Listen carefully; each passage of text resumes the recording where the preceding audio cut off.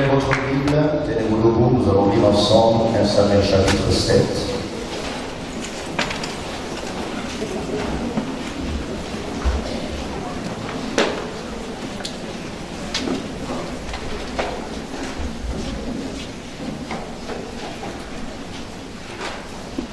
Un Samuel chapitre 7.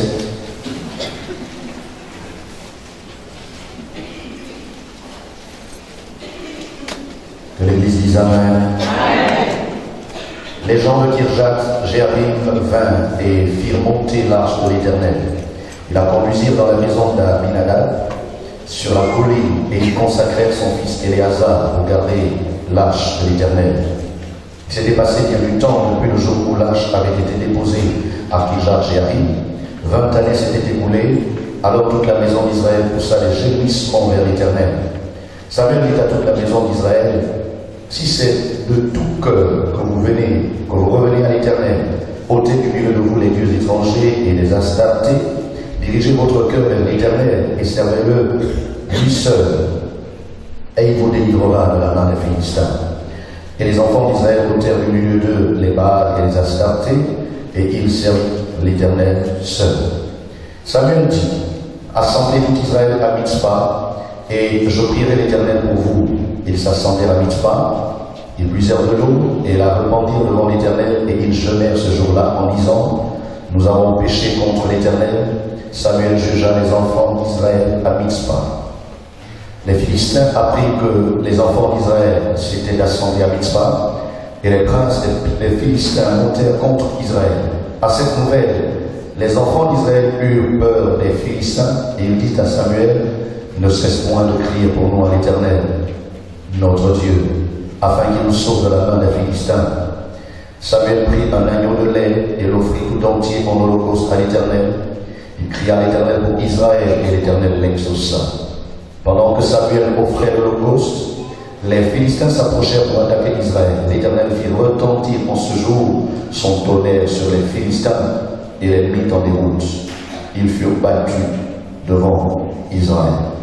Les hommes d'Israël sortirent de Mitzpah, poursuivirent les Philistins et les battirent jusqu'au-dessous de Beth Car. Samuel prit une pierre qu'il plaça entre Mitzpah et Shem, et il l'appela du nom d'Ebenezer en disant: jusqu'ici l'Éternel nous a secourus. Ainsi les Philistins furent humiliés et ne verront plus sur le territoire d'Israël. La main de l'Éternel fut contre les Philistins pendant toute la vie de Samuel. Que quelqu'un dise Amen. Amen. Ebenezer, jusqu'ici, l'Éternel nous a secourus. Est-ce que l'Église peut dire jusqu'ici? Jusqu'ici. Je veux entendre quelqu'un dire jusqu'ici. Jusqu'ici. L'Éternel nous a secourus. L'Éternel nous a secourus. Veuillez vous asseoir.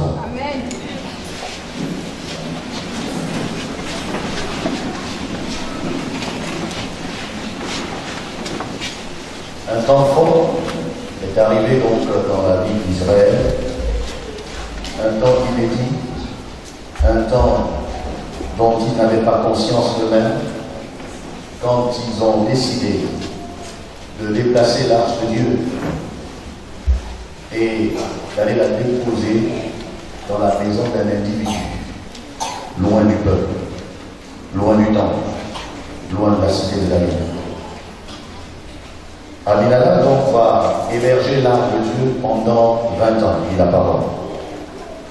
Il semble que pendant ces 20 ans, sa maison a prospéré, il a été béni, il a été protégé, il a eu la fortune, la richesse.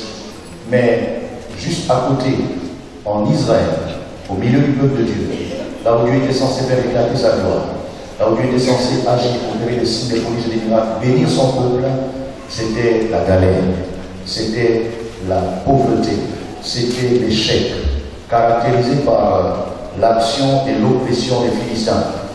Les Philistins ont tenu l'économie d'Israël, ils ont tenu l'éducation, ils ont tenu même l'armée. Chaque fois que les Philistins apparaissaient, les enfants d'Israël tremblaient et chacun rentrait sous sa tente ou bien dans sa maison. Ils avaient tellement peur des Philistins qu'ils ne pouvaient rien revendiquer. Chaque fois que les enfants d'Israël travaillaient, les Philistins venaient récolter, venaient moissonner. et ils se retrouvaient complètement désemparés. Nous savons que cela s'est produit avec Madian, nous savons que cela s'est produit avec Amalek et plusieurs peuples ennemis que le peuple de Dieu a rencontrés. La Bible nous dit qu'il s'était passé bien du temps depuis le jour où l'arche avait été déposée à Kirjath-Jearim, 20 années exactement, et la Bible nous dit les enfants d'Israël ôtèrent du milieu d'eux, sur recommandation de Samuel, ils ont ôté les Baals et les Astartés. Bien-aimés dans le Seigneur, je voudrais vous rappeler que le fait de déplacer l'arche de Dieu pour la mettre dans la maison d'Abinadab n'était pas juste un fait hasardeux. C'est parce que Israël voulait librement adorer Baal, voulait librement adorer Astarté, voulait librement continuer à faire ce qu'ils faisaient quand ils étaient en Égypte.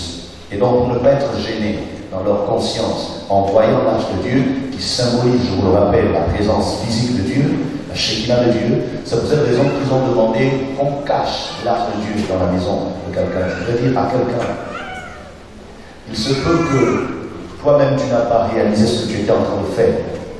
Il se peut que toi-même tu n'as pas réalisé ce qui t'arrivait. Mais laisse-moi te dire, quand tu prends la décision de ne plus venir à l'église, de choisir les réunions, de ne pas être fidèle à ton poste dans ton département, de ne pas honorer tes engagements, c'est une autre manière de dire à Dieu, Dieu, s'il te plaît, mets-toi un peu de côté, cache-toi dans la maison d'un tel, moi je vais être libre de mener ma vie, je vais être libre de faire ce que je veux, je vais être libre d'entreprendre ou alors de prendre la direction qui me plaît. Et pendant que tu le fais, tu ne réalises peut-être pas la gravité, mais c'est après un certain temps, c'est au bout d'un temps que tu vas constater que depuis que tu n'es plus sérieux avec les choses de Dieu, depuis que tu n'es plus fidèle à la maison de Dieu, depuis que tu choisis, que tu sélectionnes les réunions, depuis que tu n'obéis pas à tous tes vœux, à tous tes engagements, depuis que tu ne pries pas dans ta maison avant de dormir ou avant de sortir, depuis que tu ne sanctifies pas ta nourriture, tes habits et tes rendez-vous, et que tu fais selon ta tête, selon ton intelligence, tu vas constater que tu vas d'échec en échec, de frustration en frustration. Et si l'échec et la frustration pouvaient au moins t'aider, gloire à Dieu, malheureusement, on va remarquer que certains, au milieu de la frustration et de l'échec, au lieu de s'arrêter et de commencer justement à chercher la face de Dieu, c'est même le moyen de s'endurcir davantage sur le chemin du péché, sur le chemin de l'idolâtrie, sur le chemin de l'incrédulité, sur le chemin, en fait, de l'éloignement de Dieu. La Bible dit, ce peuple-là s'était éloigné de Dieu pour adorer Baal, pour adorer Astarté. Et quand ils ont vu que la galère avait dépassé le niveau, quand ils ont vu que les choses devenaient trop compliquées, ils se sont souvenus que Samuel n'était pas encore mort, il était vivant et qu'il était quelque part. Ils se sont venus un dimanche, ils sont venus dire à Samuel, s'il te plaît, homme de Dieu, ne te fâche pas contre nous, ne nous bannis pas de ta liste de prières, n'arrête pas d'intercéder pour nous, s'il te plaît, homme de Dieu. Continue à crier à l'Éternel à notre sujet, parce que nous nous rendons compte que notre vie est gaspillée, notre vie est complètement détruite. Dans nos maisons, ce n'est pas la joie. Dans les études de nos enfants, ce n'est pas la joie. Dans notre carrière, dans nos affaires, dans notre commerce, il y a trop de coquilles, il y a trop de difficultés, de blocages. S'il te plaît, homme de Dieu, continue à implorer Dieu à notre sujet. Et j'aime bien la réponse de l'homme de Dieu. L'homme de Dieu n'a pas refusé. Dis à ton voisin, l'homme de Dieu n'a pas refusé. L'homme de Dieu n'a pas refusé. Vous savez, lorsqu'on est homme de Dieu, on peut être saisi par la sainte colère de Dieu et prendre même des décisions. Mais si, en retour, l'esprit de la repentance, si le désir de revenir à Dieu est clair, si la sincérité se dégage des cœurs les uns et des autres, alors l'homme de Dieu est obligé de se tenir à nouveau à son poste pour exercer le plus grand ministère qu'il a confié à tous ses serviteurs, c'est celui de l'intercession. Dis à celui qui a porté le doigt, si l'homme de Dieu cesse de prier pour toi, c'est foutu. Vous pouvez jeûner, vous pouvez prier, vous pouvez être les plus saints qui existent sur la terre, mais si l'homme de Dieu cesse d'intercéder pour vous, votre vie est folle. Ces hommes-là savaient que quelles que soient les décisions et les résolutions personnelles qu'ils pouvaient prendre, pour essayer d'arranger leur vie, il fallait qu'ils fassent le retour vers Samuel. Et quand ils sont revenus vers Samuel, ils ont commencé par demander la prière. Mais Samuel, avant de prier, a posé une condition. Demande à celui qui est à côté de toi, est-ce que tu es prêt à respecter les conditions de l'homme de Dieu?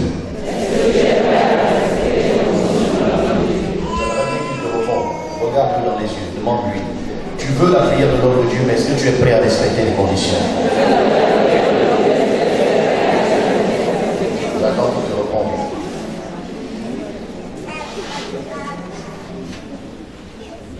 Toi, tu as posé cette question, donne la réponse. Il se peut que quelqu'un n'est pas prêt à observer, à respecter, à appliquer. Et c'est ton droit. Alléluia. Dis, c'est mon droit de refuser d'obéir à l'homme de Dieu.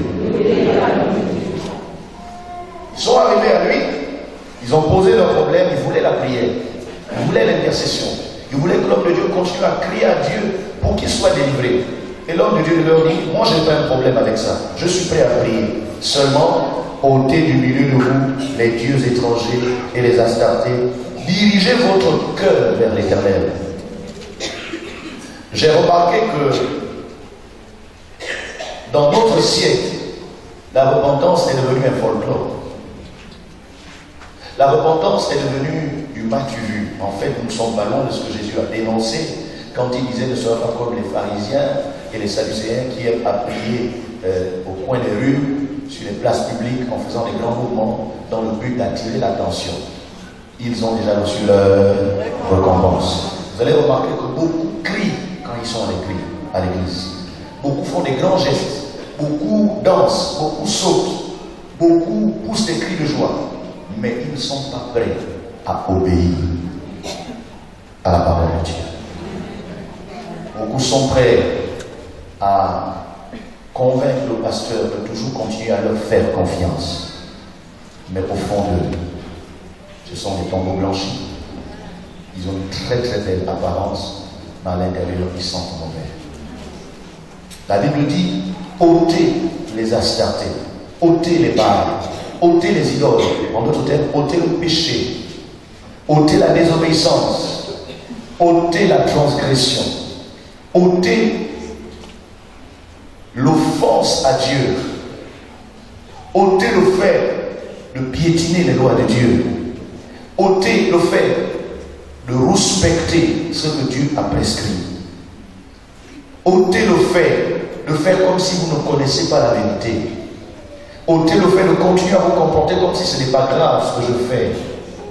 Arrêtez de penser que Dieu ne vous voit pas. Arrêtez de penser que ce n'est pas grave ce que vous faites. Parce que c'est justement à cause de ça que Dieu vous a laissé dans votre situation, que Dieu a permis que les Philistins continuent à vous détruire, à vous oppresser, à vous traiter comme si vous n'étiez pas le peuple de Dieu. Et j'aime bien la suite. Samuel dit, si vous vous arrêtez seulement au fait d'ôter les astartés et les Baals de vos yeux et du milieu de vous, vous n'avez pas encore réglé le problème. Parce que dans quelque temps, vous serez tenté de ramener ces idoles, de ramener ces statuettes. Vous savez, les Baals et les astartés à l'époque étaient des statuettes qui représentaient des divinités syrophéniciennes.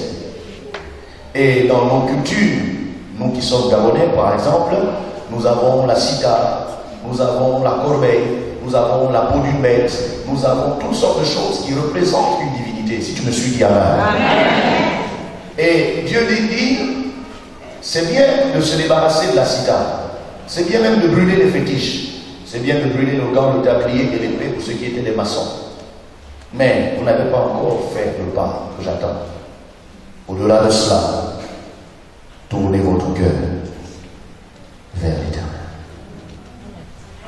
Beaucoup de gens sont ici assis ce matin en train de me suivre, mais leur cœur n'est pas tourné vers Dieu. Ils ont obéi au fait d'aller à l'église comme la tradition chrétienne de leur indique. Comme depuis qu'ils sont nés, ils avaient l'habitude d'aller à l'église, et quand c'est dimanche, c'est un péché de rester assis à la maison. Donc ils sont venus dans la maison de Dieu. Peu importe, ils auraient pu être à catholique. Ils auraient pu être même chez les célestes. Ils auraient pu même être chez les chérubins. C'est pas grave, l'essentiel c'est d'être dans une église quand c'est le dimanche. Dis avec moi, c'est une tradition. Et malheureusement, la tradition n'a jamais délivré quelqu'un du péché. La tradition n'a jamais délivré quelqu'un de la désobéissance. La tradition n'a jamais délivré quelqu'un de l'idolâtrie. L'idolâtrie, c'est cet attachement du cœur à d'autres dieux, à d'autres divinités, à d'autres choses. Et nous savons, nous qui sommes parvenus à la Nouvelle Alliance, que l'idolâtrie, c'est pas seulement le fait d'avoir une corbeille, des plumes de perroquet, une corde au cou ou bien au rein, je sais pas moi, une pommade, une boucle qui indique que c'est ça la force que les ancêtres me donnent. Non.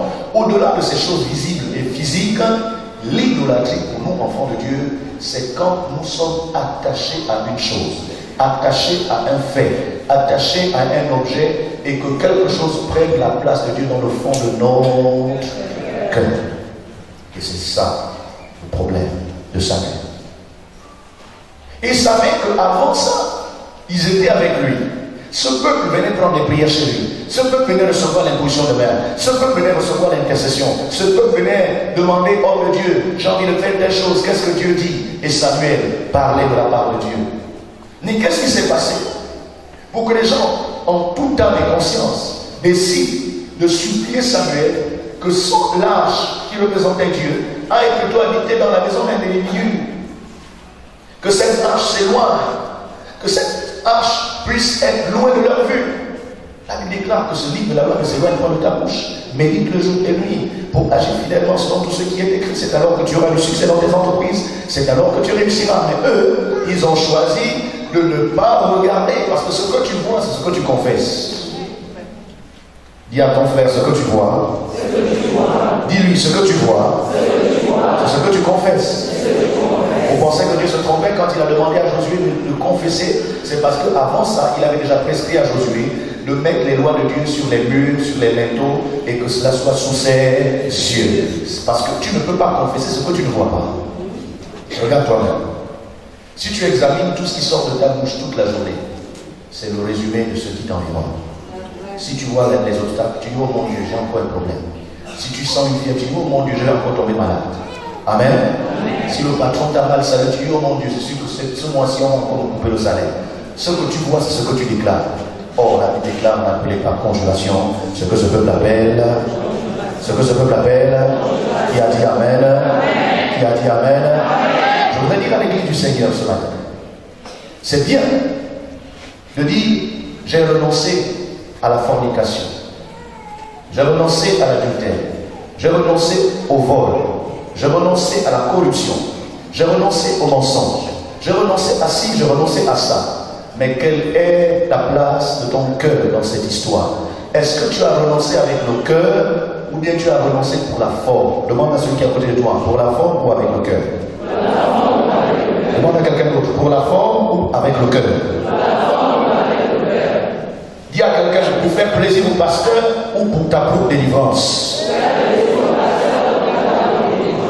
Aujourd'hui, l'Église a besoin de la vraie délivrance qui ne peut passer que par l'engagement du cœur.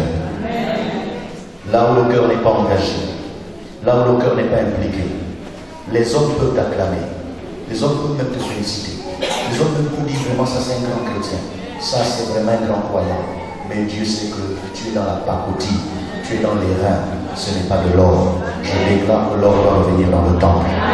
Si tu me dis Amen, la sincérité viendra à toi. Il me déclare, tournez votre cœur vers l'Éternel et servez-le lui seul. Quelqu'un dit avec moi, lui seul.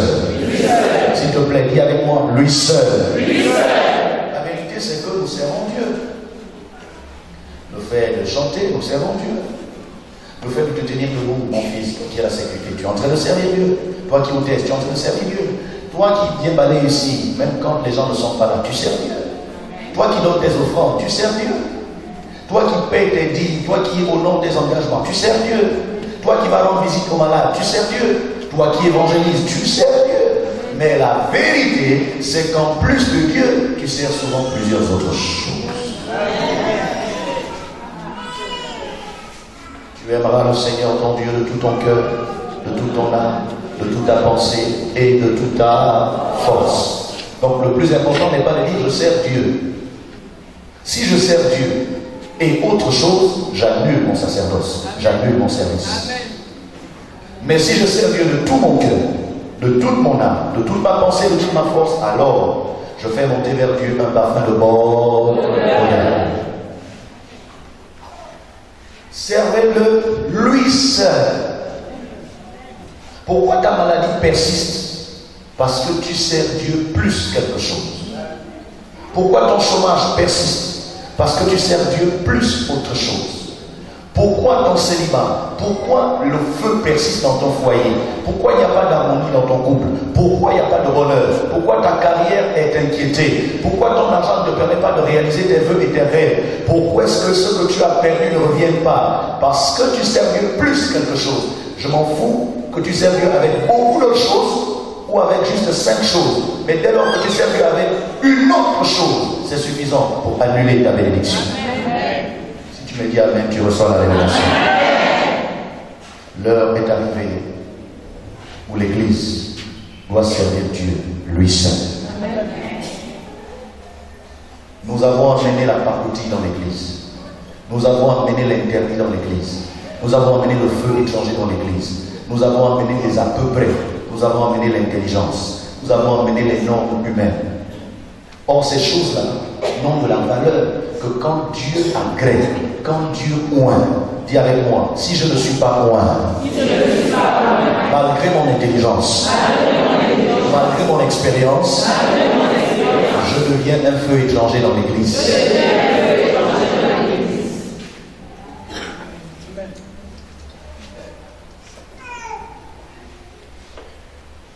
Qui a dit Amen? Amen. Servez-le lui seul et il vous délivrera. Cet après-midi, nous allons pratiquer la délivrance. Quel que soit l'esprit, quelle que soit la malédiction, quel que soit le démon qui agit dans ta famille, dans le quartier, ou que tu as contracté en sortant avec un individu que tu pensais connaître en réalité, qui était dans l'occultisme, dans la sorcellerie, quel que soit l'esprit qui t'a caché, qui par ruse t'a eu par tes propres paroles, par ta chaussure, par une salutation, quelqu'un qui t'a gagné en te donnant un cadeau, mais qui était déjà travaillé, tous ces démons seront chassés ce soir au nom de Jésus. Mais la grande question est de savoir, même si on chasse tous les démons de toi, est-ce que ton cœur est totalement acquis à Dieu? Parce que si on chasse tous les démons et que ton cœur n'est pas totalement acquis à Dieu, les mêmes qui ont été chassés n'ont pas oublié leur adresse d'origine. Quelqu'un dit Amen ce matin. Jésus nous a dit, quand un esprit impur est chassé, toujours il va dans les lieux inhabités pour chercher quoi? Il cherche quoi? Oh, dis avec moi, il cherche le repos. Et dis fort, il cherche le repos. Tu penses que les démons sont venus chez toi pourquoi? Parce que tu es beau, tu es belle, parce que tu es intelligent? Non. Les démons subissent et ressentent déjà le feu de l'enfer avant même d'avoir été jetés en enfer, avant que le jour du jugement n'arrive. Alors la seule façon pour eux d'avoir un peu d'aise, un peu de tranquillité, c'est d'habiter dans le corps des hommes. Parce qu'ils savent que la Bible déclare, notre corps est le temple du Saint-Esprit. Donc quand nous les chassons, nous les pasteurs, ils ne peuvent pas nous aimer. Et ils ne peuvent pas t'oublier, toi, duquel ils ont été chassés. Ils vont donc chercher le repos. Et malheureusement, ils vont tourner, et ils ne trouveront jamais le repos. À défaut d'avoir possédé d'autres personnes, la solution pour qu'ils aient le repos, c'est de revenir en toi. Vous ne le comprenez pas. Vous ne le réalisez pas. Je suis convaincu que plusieurs ici disent que la délivrance, c'est de la manipulation, c'est une excitation émotionnelle, c'est une affaire psychologique, tout se passe dans la tête, comme disent ceux qui pensent avoir les barques et les bateaux. Mais je suis au regret de vous annoncer que le diable est réel. La sorcellerie existe. Et les démons détruisent beaucoup plus gravement que vous ne l'imaginez. Plus de 80% de ce qui ne marche pas dans votre vie est dû à l'activité des démons. Amen. Mais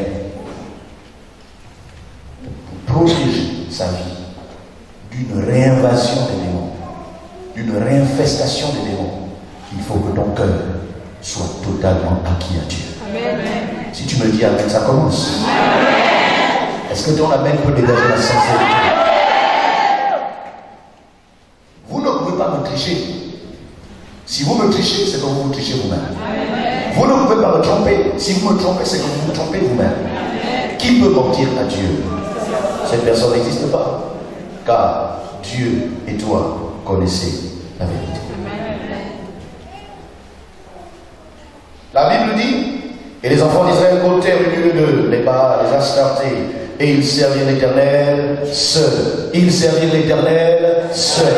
Est-ce que quelqu'un dans cette église est vraiment prêt à servir l'Éternel seul? En fait, j'ai l'impression que c'est mon invention, c'est peut-être moi qui ne sais pas interpréter la Bible, ou bien je vous dis des choses qui sont complètement hors sens. Ce que je dis est vrai? Non, je vous pose la question, est-ce que ce que je dis est vrai? Je ne fais que dire en d'autres mots ce que vient de nous dire la parole. Il n'y a pas de délivrance si on ne sert pas l'Éternel seul. C'est pourquoi vous avez remarqué que dans nos églises, c'est toujours les mêmes qui tombent, c'est les mêmes qui cassent les chaises, c'est les mêmes qui manifestent. Pas parce que Dieu n'est pas fort, pas parce que l'onction n'est pas là, mais parce qu'ils jouent à je te donne un peu, tu me donnes un peu, je te donne un peu, je te donne, j'avance un peu et puis je vais voir. Avec Dieu, on n'essaye pas. Avec Dieu, on ne tâtonne pas. Il n'y a pas de brouillon, il n'y a pas d'exercice au brouillon. Ou tu fais, ou tu ne fais pas. Ou tu veux la délivrance, ou tu ne veux pas la délivrance. Dis-moi amen et tu seras délivré ce soir. J'ai dit dis-moi amen, tu seras délivré ce soir. Nous sommes ici de 16h à 18h. Pas de message, pas d'autre chose. Pas de louange, pas d'adoration. Délivrance, délivrance, délivrance, délivrance. Si quelqu'un veut être délivré, je veux entendre un amen qui dépasse le toit. Nous sommes fatigués d'héberger des chrétiens possédés. Des chrétiens lourds. Des chrétiens envahis. Des chrétiens qui ont... Vous savez, il y a un moment à Libreville, un fou qu'on croisait, il avait plusieurs cadenas. Je ne sais pas s'il est mort. Il est vivant. Il a des cadenas partout. Et un jour, Dieu a ouvert mes yeux. Dieu me dit, tu vois, ce que tu vois dans le naturel, c'est exactement ce qu'il est dans le monde spirituel, mais pas lui seul. Toute personne qui est possédée, toute personne qui est liée, est exactement comme ce fou.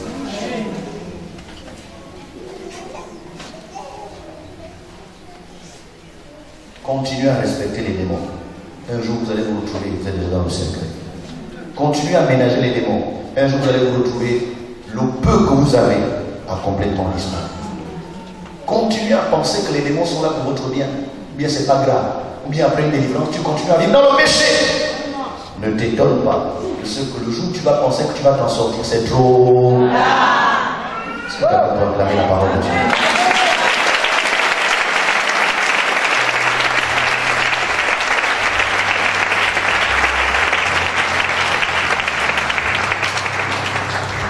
Samuel dit assemblez tout Israël à Mitzpah et je prierai l'Éternel pour vous. Je prierai l'Éternel pour vous. Mais assemblez le peuple à Mitzpah. Je veux dire à l'église, celui qui continue à penser que la délivrance viendra quand lui veut, ou bien la délivrance viendra au programme que lui va choisir, ou bien viendra peut-être avec un pasteur qui viendra de je ne sais où et qui viendra faire je ne sais quel séminaire, c'est celui-là qui est le propre sorcier de sa vie. Samuel aurait pu dire, ok, comme vous avez ôté les dieux étrangers, et comme vous garantissez que maintenant vous allez servir l'Éternel avec votre cœur, et que vous allez le servir lui seul, ok, allez à vos maisons, maintenant moi je vais aller prier chez moi pour que Dieu vous bénisse. Dis avec moi, ça ne se passe pas comme ça. Dis à ton frère, ça ne se passe pas comme ça. Arrêtez de vous mentir et de faire mentir la prière de l'homme de Dieu. L'homme de Dieu va toujours vous convoquer.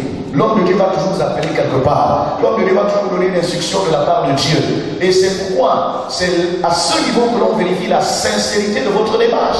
Est-ce que vraiment tu veux être guéri? Est-ce que vraiment tu veux être délivré? Est-ce que vraiment, ma fille, tu veux te marier? Ou bien tu veux juste un gars qui tourne autour de toi? Est-ce que vraiment tu veux le travail? Ou bien tu veux juste qu'on dise quand même que tous les matins il sort? Je dis à l'église, l'heure de l'obéissance aux instructions de l'homme de Dieu a sonné. Si tu continues à faire comme tu veux, considère qu'en réalité je ne suis pas ton père et que tu viens ici rien que pour me faire plaisir. Mais si vraiment tu es mon fils spirituel et que je te donne une instruction, si tu ne fais pas, ne dis pas à Dieu Seigneur je t'aime. Amen. La Bible déclare, comment peux-tu dire, oh, que tu aimes Dieu quand tu ne peux pas aimer ton prochain que tu vois. Il est conscient seulement d'aimer Dieu. Mais maintenant, comment peux-tu dire que tu sers Dieu ou bien que tu obéis à Dieu quand tu ne peux pas obéir à l'autorité que Dieu lui-même a établie? Écoutez, je ne te demande pas de m'aimer. Ma femme et mes enfants m'aiment déjà. Tu ne viendras jamais habiter chez moi, ça c'est sûr. Mais si je parle de la part de Dieu, tu as intérêt à obéir parce que ta délivrance en dépend. Je dis ton mariage en dépend. Je dis même la destinée de tes enfants en dépend. Je dis ton avenir en dépend. Ton amen est rempli d'incrédulité. Dis Amen bien. Ce n'est pas moi qui l'ai dit. Il a dit dans 2 Chroniques 20, croyez en Dieu, vous serez seulement affermis. Vous vous sentirez fort. Vous aurez la foi. Vous allez sentir la présence de Dieu. Je sens que vraiment Dieu est là. Mais à dehors de ça, rien ne va se passer. Combien de personnes après une réunion ressentent l'onction? Levez la main. Plusieurs personnes ressentent l'onction. Plusieurs personnes disent, oh vraiment, quand j'ai loué Dieu, je sentis la présence de Dieu. Vraiment, quand le pasteur a prêché, j'ai senti la présence de Dieu. Mais tout ce que tu peux faire, c'est ressentir. Dis avec moi, au-delà de ce que tu ressens, il faut réussir. La Bible dit, le succès et la réussite passent par le fait de faire confiance à ce que te dit l'homme de Dieu. Amen. Que personne ne te séduise, que personne ne te mente. Si quelqu'un dans cette église te dit, ah ma soeur, le plus important c'est ta prière. L'essentiel que tu viens à l'église, tu t'assois, tu écoutes la parole, et puis quand tu vas chez toi, tu fais ta prière. Il ne t'aime pas. Amen. Si tu peux faire 20 ans dans une église et tu ne vas jamais réaliser tes rêves parce qu'en réalité, tu n'es pas connecté aux instructions de l'homme. Tu penses que tu as fait quelque chose parce que tu travailles. Tu penses que tu es arrivé parce qu'aujourd'hui tu as pu faire ton enfant. Peut-être parce que tu t'es marié. Peut-être parce qu'aujourd'hui on t'a nommé. Peut-être parce qu'aujourd'hui tu as pu faire une maison. Mais tu n'es qu'au début. La Bible dit qu'il veut nous amener de gloire en gloire et de victoire en victoire. Mais si déjà pour la première gloire, tu tournes le dos à Samuel. La petite première réussite, tu tournes le dos à Samuel. Tu fais 1 mois, 2 mois, tu ne connais pas le numéro du pasteur. Je suis désolé, hein. Ce n'est pas moi qui te parle ce matin. C'est l'Esprit de Dieu qui te parle. Amen. Chacun est devant un miroir. Ne casse pas le miroir, s'il te plaît. Le miroir ne mange jamais. C'est toi qui dois changer. Amen. La Bible dit que la parole de Dieu est un miroir. Dis avec moi, c'est un miroir. Personne n'a cassé son miroir ce matin. Si le miroir t'a montré des choses, tu as dû ajuster. La Bible dit, venez à Mitzpah. Et c'est là que je prierai l'Éternel. L'église moderne, l'église du Gabon, n'obéit plus aux hommes de Dieu. Ils ont tellement le Saint-Esprit. Ils écoutent tellement de beaux messages à Internet, à la télé, à la radio. Ils ont maintenant plusieurs pères. Ce sont des bâtards. Vous savez, dans une famille normale, l'enfant sait que ça c'est papa, ça c'est tonton, ça c'est yaya, ça c'est la tante. Amen. Amen. Et ça c'est le cousin. Ou alors ça c'est le voisin. Mais le problème de l'église du Gabon, c'est qu'on appelle tout le monde papa. Dès que quelqu'un t'a dit le micro, tu l'appelles papa tel. C'est pourquoi tu ne réussis pas. Parce que tous les hommes de Dieu n'ont pas reçu la même onction et le même cheminement pour que tu sois béni. Amen. Je pensais que tu vas dire Amen. Amen. Chaque homme de Dieu a reçu du Père un canevas, une boussole, un chemin à suivre pour que ceux qui lui font confiance soient bénis. Amen. Donc la réussite passe par le fait d'appeler une seule personne papa. Amen. Les autres peuvent être des tantes, des oncles, des grands frères. Amen. Amen. Je me souviens qu'une fois, ma femme a repris un de nos enfants qui a appelé quelqu'un tonton tel. Il dit, pourquoi vous aimez appeler tout le monde tonton? Quand maintenant le vrai tonton est là, tu le mettras au même niveau que cette personne. Alors que ce n'est pas le même lien. Oh oh. Amen. Dis avec moi, derrière l'appellation se cache le respect. Derrière l'appellation se cache le respect. Et la considération. Et la considération. Excusez-moi, je ne fais pas de la division. Mais dans ma belle famille, j'ai qu'une seule personne que j'appelle papa.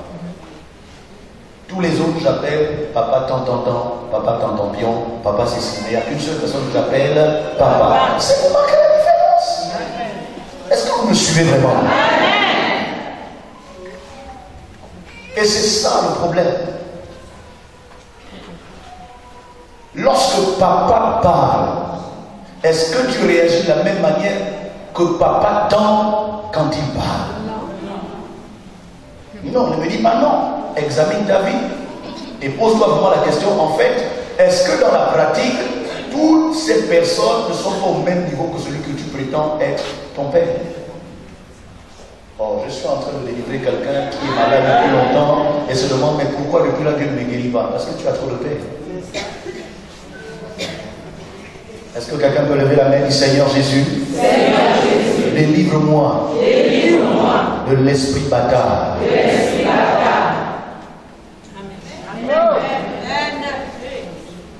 Tu as plusieurs mères. Dès que tu entends une prophétesse là-bas, maman t'aime. Hein? Maman, ça ne passe pas. Écoutez, la maternité ne dépend pas de la richesse, de la beauté et du poids de celle qui t'a mis au monde. Maman, c'est maman. Qu'elle pèse 15 kilos ou qu'elle pèse 120 kilos. Quel est le sel ou quel est le master. Je ne sais pas si quelqu'un me reçoit. Ta mère, c'est ta mère. C'est pourquoi tu ne peux jamais avoir deux mères. Acclame Jésus si tu me suis.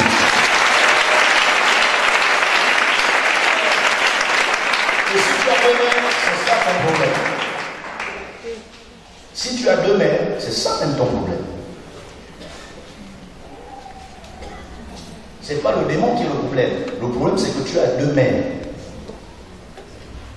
Vous pensez que je ne vous vois pas? Je vous vois clair. Il y a des gens ici qui ne respectent pas la mère. Ils respectent seulement la femme du pasteur.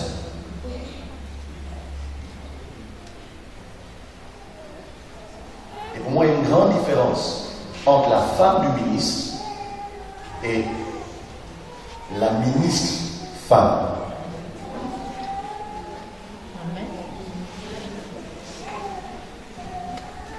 Il y a une différence entre la femme du ministre et la ministre femme. Je vous explique. La femme du ministre, c'est celle qui dort avec le ministre. C'est sa femme.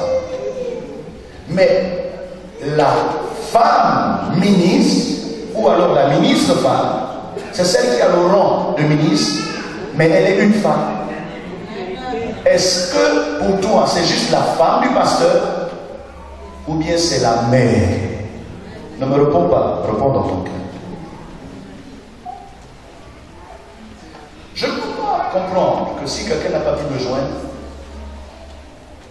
il ne peut pas appeler maman pour exposer son problème. Je ne peux pas comprendre que si quelqu'un n'a pas pu recevoir ma prière en cas de nécessité, en cas d'urgence, il ne peut pas appeler la mère.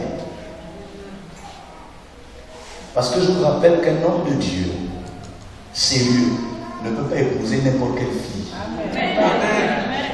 Amen. Amen. J'ai vu de toutes les couleurs. J'en ai croisé 7. J'ai essayé, comme quand on va dans un prêt-à-porter. Tu essaies la vie. Ça sert trop, tu jettes. Tu essaies, ça flotte, tu jettes. Tu essaies, les manches sont trop longues, tu jettes.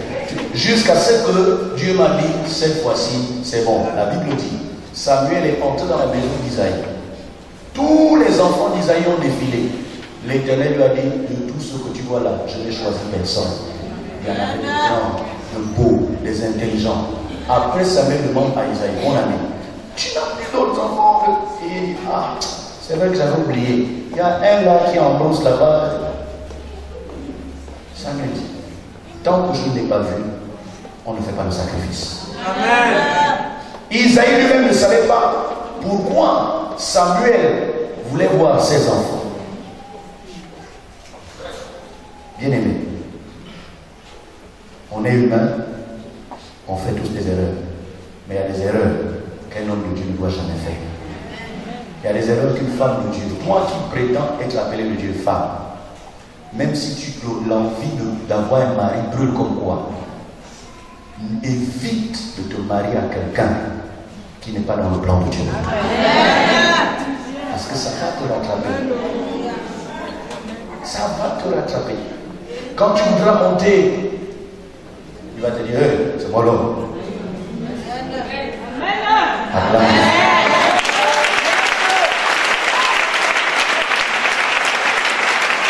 Et le temps de prier, la femme, soyez soumise à vos maris.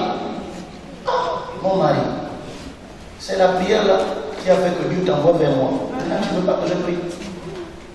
Dès que tu es venu à l'église, non, tu vas trop à l'église. Je vais vous le dire, il y a même des gens qui ont rang d'anciens, de diacres dans cette église, qui ont combattu leur femme parce que la femme venait tout le temps à l'église. Vous pensez que j'ai des amis? Je n'ai que ce que Dieu m'envoie.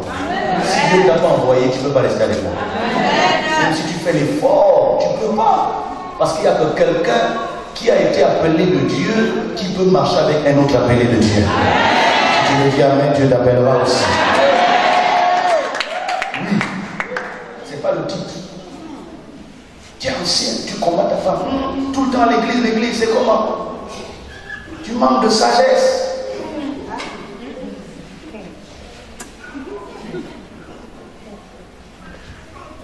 Que ça vienne de lui, un fidèle qui est dans l'église depuis 3 mois, 6 mois, on peut comprendre.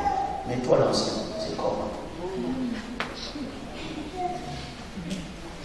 C'est comme il y a des femmes ici qui combattent leur mari parce qu'ils donnent trop l'offrande à l'église. Vous riez? Je suis le pasteur, je le connais du monde. Dis amen. Dis amen et la honte passe. Ils s'assemblèrent à Mizpa. Ils puisèrent de l'eau et la rependirent devant l'Éternel. Le peuple s'apprête à renouveler son alliance avec Dieu devant Samuel. Et Dieu leur demande de prendre de l'eau, de la répandre au sol. Et ce n'est qu'après avoir répandu cette eau au sol qu'ils pouvaient prêter serment de ne plus servir d'autre Dieu si ce n'est l'Éternel. Waouh! Waouh! Donc ça veut dire qu'il y a des serments qui ne tiendront jamais, quelles que soient tes belles paroles, quelles que soient tes résolutions, parce qu'ils ne sont pas soutenus par l'eau. L'eau, c'est le symbole de la parole. L'eau, c'est le symbole de la purification. L'eau, c'est aussi le symbole de la création. Car au commencement de toute chose existait l'eau. C'est de l'eau que Dieu a tout extrait, que Dieu a tout séparé. Est-ce que je parle à quelqu'un? Les scientifiques nous ont démontré que notre corps a quel pourcentage d'eau? Combien?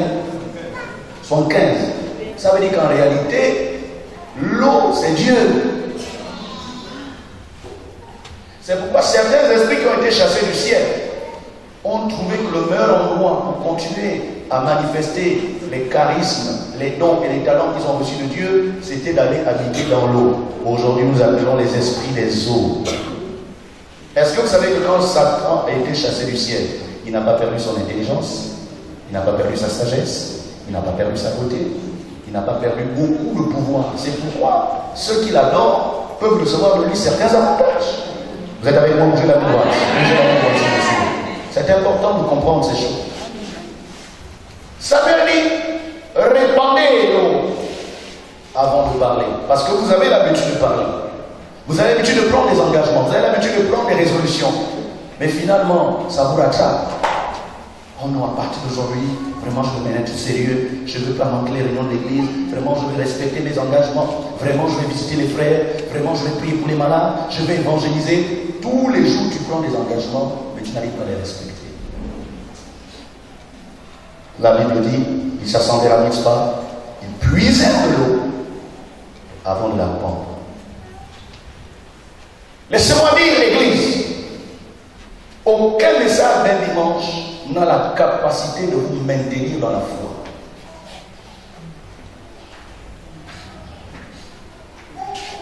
Un message de dimanche peut allumer la foi. Un message de dimanche peut ranimer une flamme qui était éteinte. Un message de dimanche peut rappeler à quelqu'un les promesses de Dieu. Un message de dimanche peut même t'ouvrir les yeux pour que tu te souviennes de ce que Dieu t'avait dit depuis longtemps, mais que tu ne faisais plus. Mais après le message du dimanche, il faut autre chose pour soutenir ta foi. Il faut autre chose pour te maintenir. C'est quoi la Bible déclare? Ils puisèrent de l'eau. Combien d'entre nous ce matin ont la discipline d'aller relire les messages, d'aller relire les textes et les références bibliques qui sont données chaque fois que l'homme de Dieu se tient debout? Combien d'entre nous revoyons les notes et surtout les choses personnelles qui nous concernent? J'ai le plaisir de vous annoncer, bien-aimés dans le Seigneur, que quelle que soit la beauté ou alors la profondeur des messages, ce que le pasteur dit ne concerne pas tout le monde. Quelqu'un n'a pas dit Amen. Ça te concerne toi. En ce qui te concerne, c'est quoi? Quand l'homme de Dieu prêche, prête bien l'oreille et note ce qui t'a touché. C'est-à-dire ce dont quoi tu te sens concerné. C'est là que le Seigneur t'attend. Et quand tu vas aller à la maison, apprends à puiser de l'eau. Garde ton cœur plus que toute autre chose, car de lui viennent les sources de la vie.